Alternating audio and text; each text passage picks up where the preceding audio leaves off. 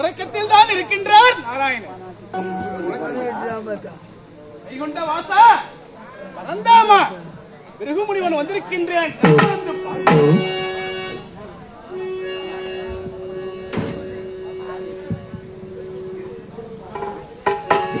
பெருமானே பார்க்கடல் வாசா ஆனந்த சைனா உங்கள் உறக்கத்தை கலைக்க வேண்டும். பிறகு முனிவன் வந்திருக்கின்றேன். தந்து பார்வையா என்னை எத்தனை முறை அழைத்தாலும் ஒரு கண்திறந்து என்னை பார்க்க மாட்டேங்கிறார். என் குரலை கேட்கவில்லை. பிறகு வந்திருக்கின்றேன். கண்திறந்த பார்வை இதற்கு மேல் பொறுமையில்லை.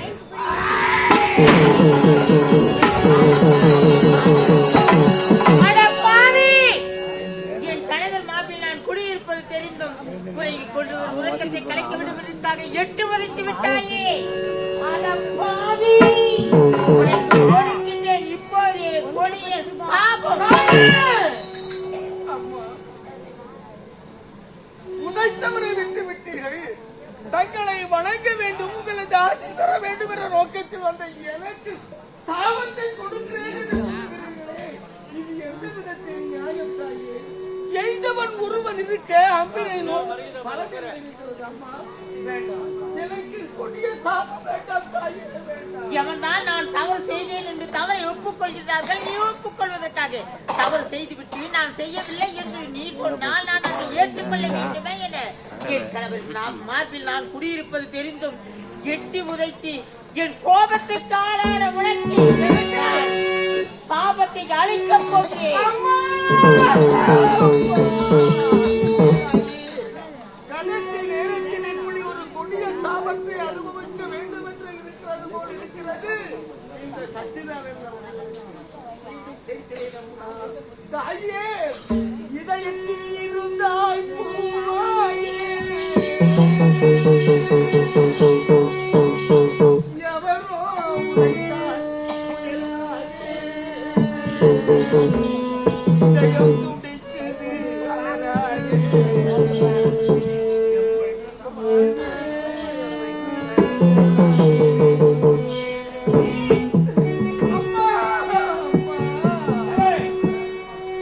இதயத்தில் இருந்தாய் பூவாக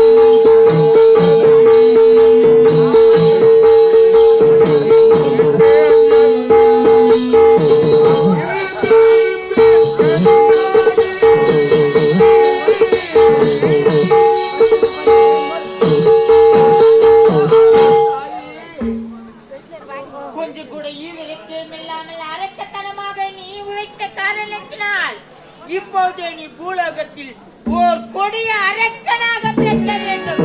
கொடுத்தே கத்துகிறேன், கதறுகிறேன், கடைசி நேரத்தில் கெஞ்சி கேட்கிறேன். கொடுத்த சாபத்தை மாற்றி அமைக்க முடியாது என்று முடிவாக சொல்லுகிறீர்களே அம்மா, உங்கள் முடிவு இதுதான்.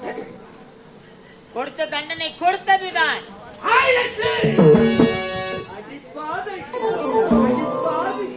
நன்றி கட்டவளே, நய வட்டகியே, நாசக்காரியே, சண்டாளியே, சதிகாரியே, இப்படி ஒரு சதிகாரியை நீ செய்வாய் என்று நான் நினைத்து கூட பார்க்கிறேன்.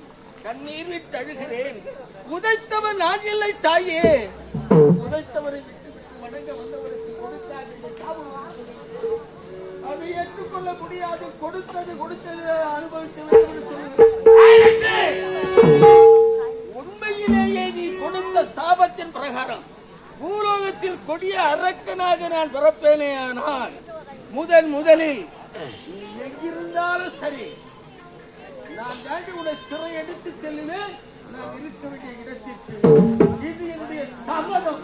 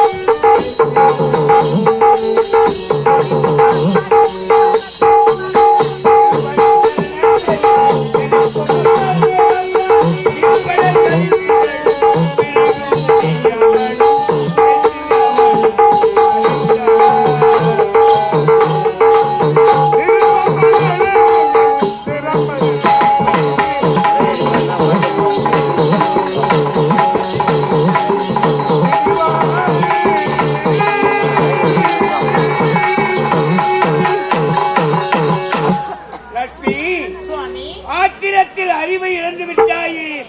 என்னை உதைத்தவன் ஒருவன் இருக்க என்னை வணங்க வேண்டும் என்று வந்தான் சச்சிதானந்த முனிவன். அவனுக்கு கொடிய சாபத்தை கொடுத்து விட்டாயே லட்சுமி. பூலோகத்தில் கொடிய அரக்கனாக பிறக்க வேண்டும் என்று சாபத்தை கொடுத்து விட்டாய். அவனோ நான் அரக்கனாக பிறந்தால் முதலில் உன்னைத்தான் சிறையெடுப்பேன் என்று சொல்லிவிட்டு போகிறான்.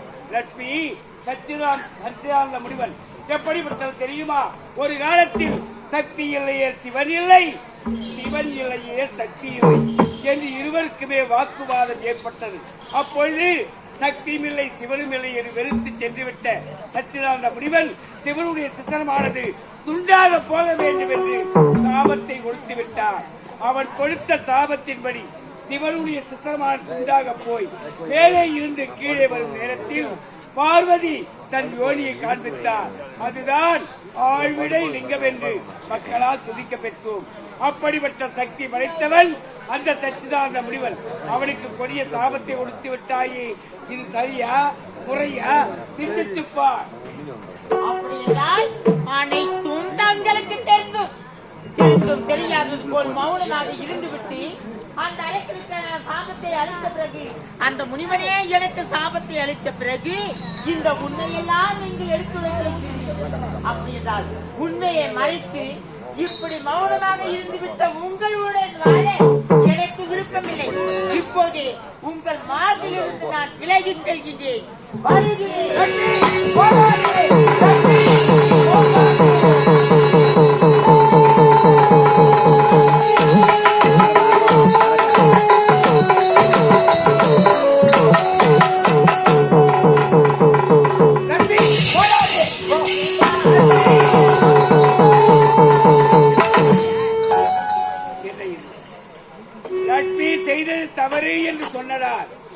என்னை விட்டு பிரிந்து பூலோகம் அல்லவா சென்று விட்டார். லட்சுமி தேடிக்கொண்டு 7 மலையை கடந்து வந்து விட்டேன். இப்பொழுது இந்த திருமலையில் இரு பாதத்தையும் புற்றாக வைத்து சில நாள் இங்கே தங்கியிருக்கலாம். பிறகு லட்சுமி காணலாம். லட்சுமி